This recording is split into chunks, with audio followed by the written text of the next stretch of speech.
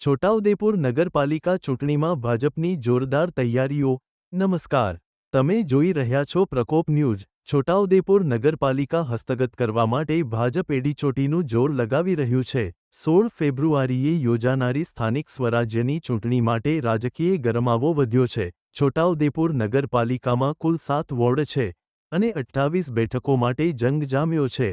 ભાજપ, કોંગ્રેસ, આમ આદમી party, Bahujan Samaj party, પ્રાદેશિક પક્ષો અને અપક્ષ ઉમેદવારો મેદાનમાં છે। અત્યારની સૌથી મોટી ચર્ચા એ છે કે વર્ષ 1996 પછી નગરપાલિકામાં ભાજપનું બોર્ડ ફરી એકવાર બની શકે છે। ભાજપે 20 બેઠકો જીતવા માટે જોરદાર તૈયારી શરૂ કરી છે। છોટાઉદેપુરના ભાજપ ઉમેદવારો અને નેતાઓ ચૂંટણી પ્રચારમાં મક્કમ। લોકસભા સાંસદ જશુભાઈ રાઠવા, પૂર્વ સાંસદ નારણભાઈ રાઠવા, ભાજપ જિલ્લા પ્રમુખ ઉપેન્દ્રભાઈ રાઠવા, છોટાઉદેપુર ધારાસભ્ય રાજેન્દ્રસિંહ રાઠવા, ભાજપ અગ્રણીઓ અને મોરચાના હોદ્દેદારો શહેરમાં ઘર ઘર પ્રચાર કરી રહ્યા છે। નાગરિકો અને મતદાતાઓ સાથે સીધો સંપર્ક કરી ભાજપને વિજય અપાવવા માટે મુલાકાતો થઈ રહી છે।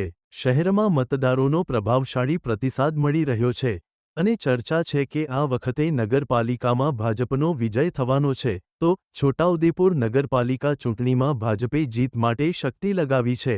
20 બેઠકો પર જીત મેળવવા માટે મજબૂત કવાયત ચાલી રહી છે। પ્રચાર શરૂ થઈ ગયો છે।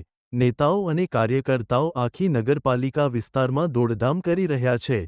ભાજપ જીતશે કે નહીં, એ હવે 16 ફેબ્રુઆરીના પરિણામો પર નિર્ભર છે। પ્રકોપ ન્યૂઝ સાથે જોડાયેલા રહો, અમે તમને વધુ અપડેટ આપતા રહીશું। હાલ માટે એટલું જ, અને આપણે ફરી મળીશું એક વધુ વિશેષ અહેવાલ સાથે।